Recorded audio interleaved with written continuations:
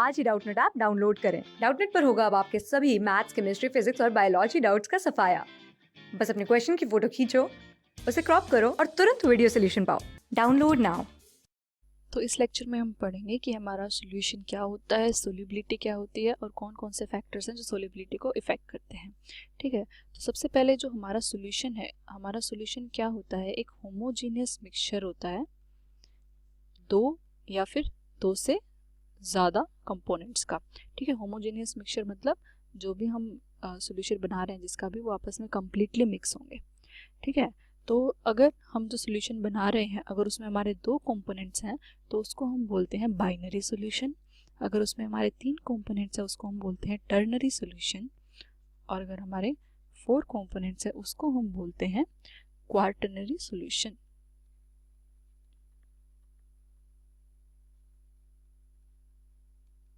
ठीक है, अब अगर हमने एक सॉल्यूशन बना दिया, मान लो हमने कोई भी सॉल्यूशन बना दिया, NaCl का वाटर में बना दिया या फिर वाटर का अल्कोहल में बना दिया, दोनों को मिक्स करके सॉल्यूशन बना दिया।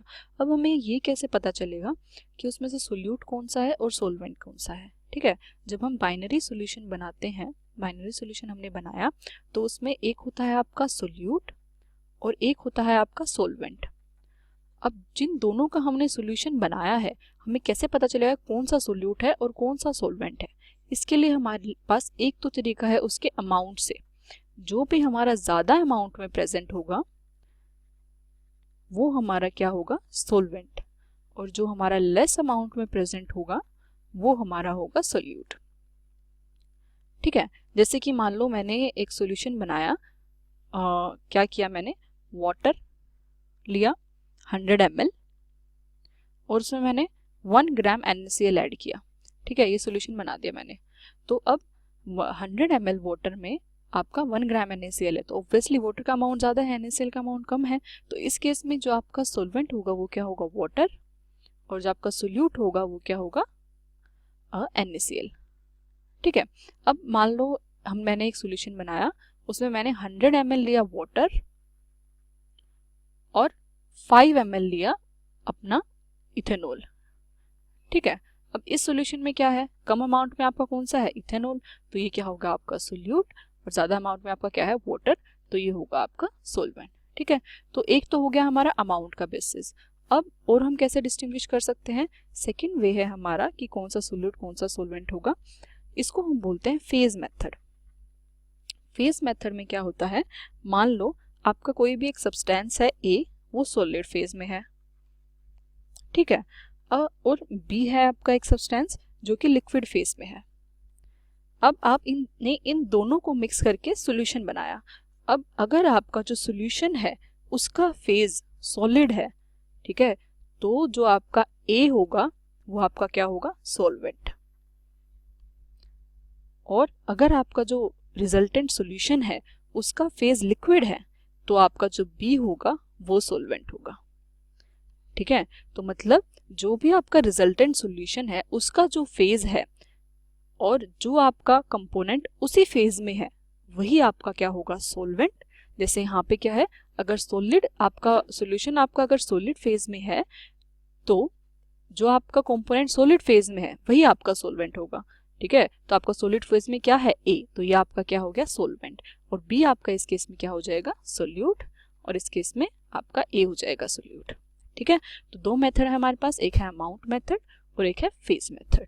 तो ये हो गया हमारा कि हम कैसे सोल्यूट और सोलवेंट को डिस्टिंग्विश करेंगे।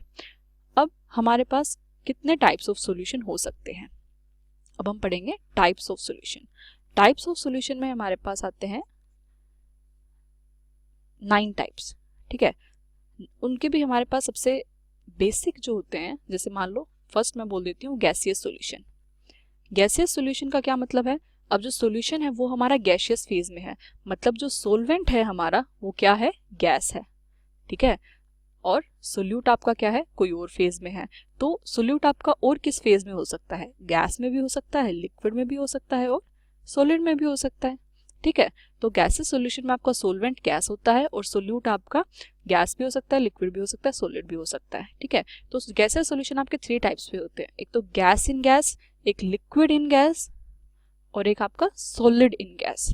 ठीक है, अब जैसे गैस इन गैस का एग्जांपल ले लो कि आपकी एयर, एयर में जो हमारी एयर है एनवायरनमेंट की, उसमें बहुत सारी गैसेज होती है, ऑक्सीजन, नाइट्रोजन, कार्बन डाइऑक्साइड, बहुत सारी गैसेज का मिक्सचर होता है वो, ठीक है। तो एयर हमारा क्या है, गैस इन गैस का एग्जाम्पल है।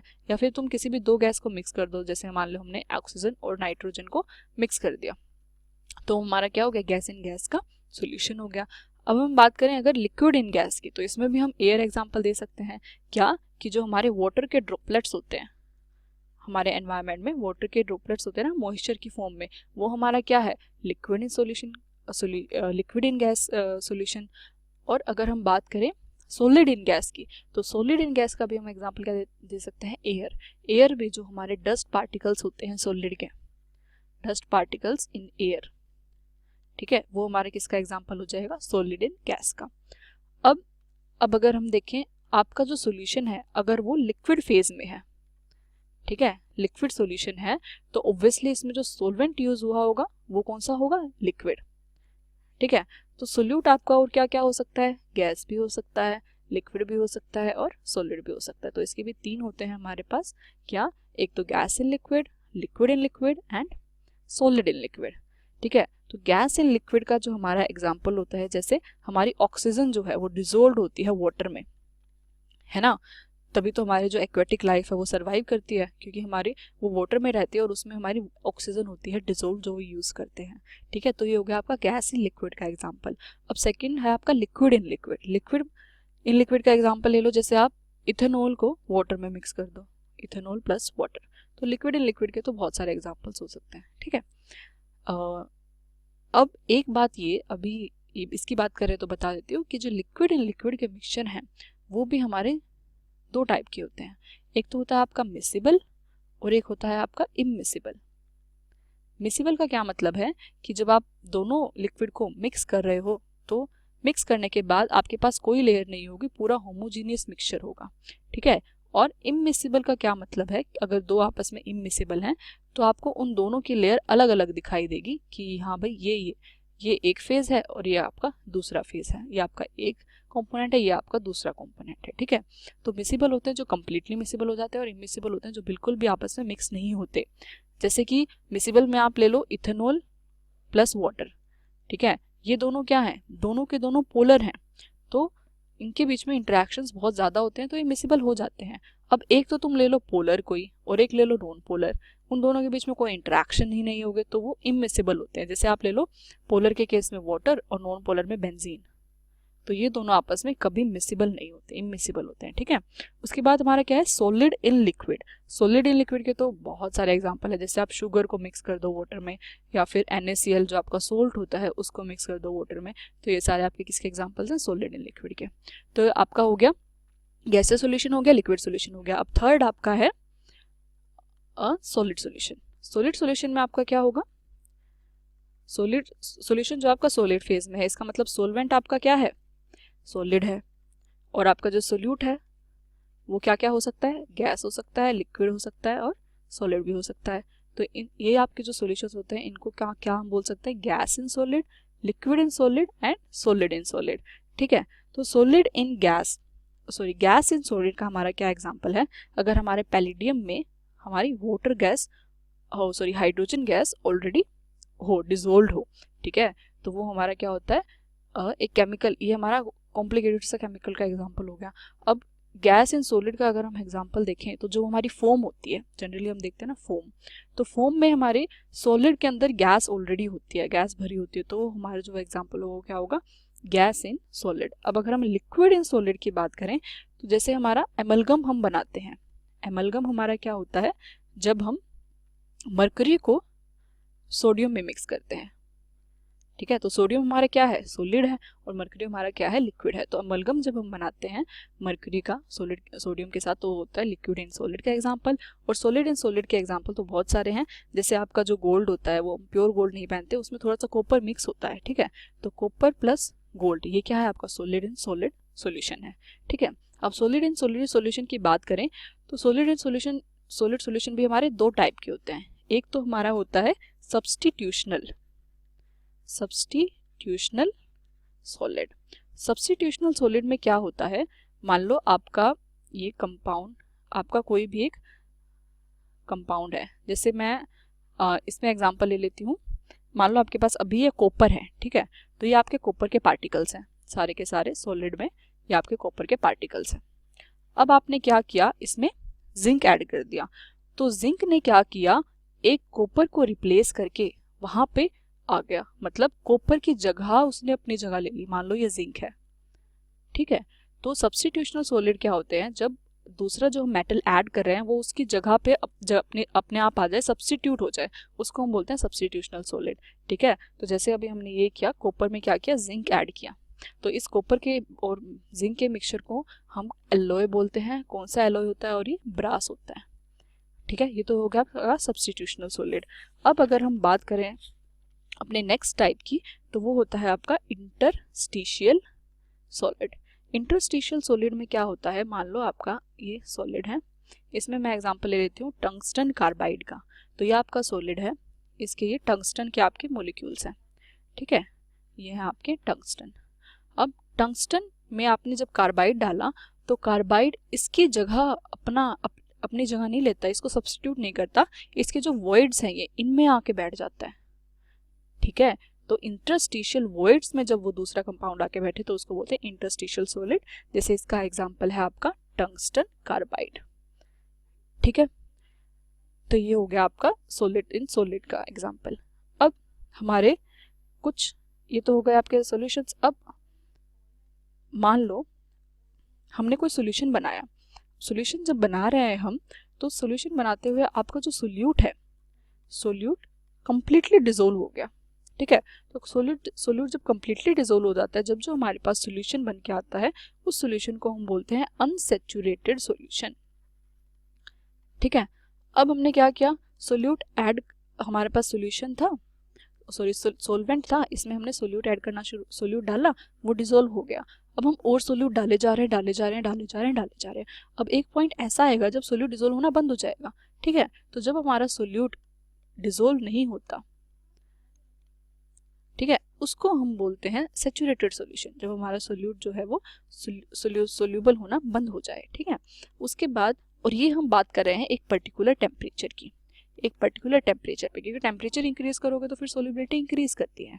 जैसे हम चाशनी बनाते हैं घर पे, तो हम पहले वाटर में शुगर ऐड करना शुरू करते हैं, तो फिर एक पॉइंट ऐसा आता है जब वो डिसोल्व होनी बंद हो जाती है, तो फिर हम उसको हीट करते हैं तो फिर वो फिर से डिसोल्व होने लग जाती है, ठीक है। तो टेम्परेचर जब इंक्रीज करेगी तो वो बढ़ेगी सोल्युबिलिटी, लेकिन हम एक पर्टिकुलर टेम्परेचर की बात कर रहे हैं, जब वो डिसोल्व होना बंद हो जाए तो उसको बोलते हैं सैचुरेटेड सॉल्यूशन। अब वो डिसोल्व होना बंद होने के बाद प्रेसिपिटेट आउट होना शुरू हो जाए, उसके प्रेसिपिटेट्स बनने लग जाए सोल्यूट के, तो उसको हम बोलते हैं अपना सुपर सैचुरेटेड सॉल्यूशन, ठीक है। उसको हम क्या बोलते हैं, सुपर सैचुरेटेड सॉल्यूशन, ठीक है। तो ये हो गया आपके 3 टाइप्स के सॉल्यूशन। अब हम बात करेंगे अपने फैक्टर्स अफेक्टिंग की, कौन कौन से फैक्टर्स हैं जो हमारे सोल्युबिलिटी को अफेक्ट करते हैं, ठीक है। फैक्टर्स अफेक्टिंग सोल्युबिलिटी, तो सबसे पहले जो हमारा इसमें फैक्टर है वो है हमारा nature of the solute and solvent. Nature, कि हमारा जो सोल्यूट है और सोलवेंट है उसका नेचर कैसा है, ठीक है। अब हमें पता है, ये तो बचपन से पढ़ते आ रहे हैं कि लाइक डिसोल्व्स लाइक, कि अगर जैसा सोल्यूट होगा अगर वैसे ही नेचर का सोलवेंट होगा तो वो दोनों आपस में बहुत अच्छे से डिसोल्व होंगे, ठीक है। जैसे अगर आपका कोई आयनिक कंपाउंड है या फिर आपका कोई पोलर कंपाउंड है और पोलर कंपाउंड, तो आयनिक और पोलर कंपाउंड जो होते हैं वो पोलर सोलवेंट्स में अच्छे से डिसोल्व होते हैं, ठीक है। जबकि जो हमारे नॉन पोलर कंपाउंड्स हैं, नॉन पोलर कंपाउंड्स हमारे नॉन पोलर सोलवेंट्स में अच्छे से डिसोल्व होते हैं, ठीक है। जैसे मैं अगर एग्जांपल ले लूं फर्स्ट टाइप का आयनिक कंपाउंड, मतलब अगर मैं जैसे मान लो डिसोल्व करूं अपने सोल्ट को, सोल्ट क्या है अपना NaCl, आयनिक है Na+C-, इसको अगर मैं डिसोल्व करूं वाटर में, तो वाटर क्या है, पोलर सोलवेंट है, तो ये इसमें अच्छे से डिसोल्व हो जाता है, ठीक है। तो पोलर में डिसोल्व हो जाता है। और नॉन पोलर की अगर मैं बात करूं, तो अगर मैं डिसोल्व करूं आयोडीन को, तो आयोडीन जो है वो ज्यादा सोल्यूबल किस में होता है, अल्कोहल में, ठीक है, या फिर आपका कार्बन टेट्राक्लोराइड में। क्यों, क्योंकि ये दोनों कोवलेंट लिक्विड्स हैं, ठीक है, तो इसलिए ये इसमें ज्यादा डिसोल्व होते हैं, ठीक है, तो ये हो गया आपका कि लाइक डिजोल्व्स लाइक, जैसा आपका सोल्यूट होगा, अगर जैसे ऐसा ही आपका सोलवेंट होगा तो आपका जो सोल्यूबिलिटी होगी वो बहुत ज़्यादा हाई होगी। ठीक है, अब जो आपके सोल्यूबिलिटी हाई है इसका रीज़न क्या है, हम बात कर लेते हैं अपने आयनिक कंपाउंड्स की। ठीक है, तो जब मान लो आयनिक कंपाउंड, मान लो हमने NaCl ही ले लिया, तो NaCl को जब आप डिजोल्व कर रहे हो वाटर में, तो जो Na पॉजिटिव है और जो आपका Cl नेगेटिव है, इन दोनों की इंटरेक्शंस होती हैं आपके सोलवेंट के मोलिक्यूल के साथ। जैसे आपका अगर सोलवेंट वाटर है, ठीक है, तो ये नेगेटिव है, वाटर क्या है आपका पोलर है, तो वाटर में ऑक्सीजन के ऊपर पार्शियली नेगेटिव चार्ज होता है और वाटर के हाइड्रोजन के ऊपर पार्शियली पॉजिटिव चार्ज होता है। ठीक है, तो इस नेगेटिव और सोडियम के पॉजिटिव के बीच में इंटरेक्शंस होती हैं और ये क्या हो जाता है, हाइड्रेट हो जाता है। ठीक है, ऐसे ही आपके वाटर के मॉलिक्यूल्स आके इसको सराउंड कर लेते हैं। अब ऐसे ही Cl- है, इसके ऊपर नेगेटिव चार्ज है, हाइड्रोजन के ऊपर स्लाइटली पॉजिटिव चार्ज है, तो हाइड्रोजन मॉलिक्यूल्स आके इसको सराउंड कर लेते हैं और ये भी हाइड्रेट हो जाता है। ठीक है, जब तो इसको हम बोलते हैं हाइड्रेशन। और जब ऐसा होता है, जब ये हाइड्रेटेड होते हैं, तो हमारी हाइड्रेशन एनर्जी भी रिलीज होती है। क्या, हाइड्रेशन एनर्जी रिलीज होती है। ठीक है, अब क्या है, जब हमारा सॉल्यूशन हम बना रहे हैं NaCl का, तो NaCl क्या करेगा, टूटेगा, NaCl का बॉन्ड क्या होगा, ब्रेक होगा। तो इस ब्रेक को तोड़ने के लिए हमें लैटिस एनर्जी देनी पड़ती है। ठीक है, ये क्या होती है, रिक्वायर्ड होती है। ठीक है, और जब बॉन्ड टूट गया उसके बाद इसको वाटर सोलवेंट के मॉलिक्यूल्स ने अपना सराउंड कर लिया, तो जब सोलवेंट के मॉलिक्यूल सराउंड होंगे तो हाइड्रेटेड होगा मॉलिक्यूल, तब हाइड्रेशन एनर्जी रिलीज होती है। तो हमारी दो एनर्जीज हैं इसमें, एक तो है लैटिस एनर्जी और एक है हाइड्रेशन एनर्जी। तो जब भी हमारी जो एनर्जी रिलीज होगी अगर वो ज़्यादा होगी तो आपकी क्या होगी, सोल्यूबिलिटी ज़्यादा होगी। ठीक है, क्योंकि वो एनर्जी रिलीज हो रही है, उसमें उसकी एनर्जी देने की ज़रूरत नहीं है। तो अगर आपकी हाइड्रेशन एनर्जी, जो कि एनर्जी रिलीज है, वो ज़्यादा होगी लैटिस एनर्जी से, तो आपकी सोल्यूबिलिटी क्या होगी, हाई होगी। ठीक है, अब अगर ऐसे ही हम गैसेस की बात करें, तो जो जैसे गैसेस जैसे ऑक्सीजन, नाइट्रोजन या फिर हीलियम, ये जो गैसेस हैं ये लेस सोल्यूबल होती हैं वाटर में, लेस सोल्यूबल होती हैं एज कम्पेयर टू गैसेस जैसे कि सल्फर डाइऑक्साइड या फिर हाइड्रोजन क्लोराइड। ऐसा क्यों होता है, क्योंकि जो ये वाली गैसेस हैं ये रिएक्ट करती हैं वाटर के साथ। जैसे आपकी SO2 गैस रिएक्ट करके आपको सल्फ्यूरस एसिड देती है और HCl गैस आपकी रिएक्ट करके वहाँ पे हाइड्रोक्लोरिक एसिड देती है। ठीक है, तो जो गैस आप वाटर के साथ रिएक्ट करती हैं वो आपकी क्या होती है, ज़्यादा सोल्यूबल होती हैं, और जो गैसेस वाटर के साथ रिएक्ट नहीं करती, इनर्ट होती हैं, वो आपकी लेस सोल्यूबल होती हैं। ठीक है, तो इसमें भी क्या हो गया, nature of the solvent and solute, कि आपका नेचर कैसा है, अगर इनर्ट है तो कम सोल्यूबल होगी, अगर रिएक्ट कर रही है तो ज़्यादा सोल्यूबल होगी। अब आपका एक ये तो फैक्टर हो गया आपका नेचर। अब सेकेंड फैक्टर जो आता है वो होता है टेम्परेचर। ठीक है, तो टेम्परेचर कैसे डिपेंड कर रहा है, अगर हम कोई भी सोल्यूशन बना रहे हैं, जैसे मान लो हमने कोई भी सोल्यूशन बनाया, सोल्यूट है प्लस सोलवेंट है। अब जो ये सोल्यूशन बन रहा है ये एक एक्सोथर्मिक रिएक्शन है, मतलब अगर आपको सोल्यूशन बनेगा तो उसमें से हीट रिलीज होगी। अब अगर ऐसे केस में हम टेम्परेचर को इंक्रीज करेंगे, ठीक है, तो ली चैटलर प्रिंसिपल हमने पढ़ा है, तो आपको इक्विलिब्रियम कहाँ शिफ्ट होगा, बैकवर्ड शिफ्ट होगा। तो बैकवर्ड शिफ्ट होगा मतलब आपकी सोल्यूबिलिटी जो है वो क्या करेगी, डिक्रीज करेगी।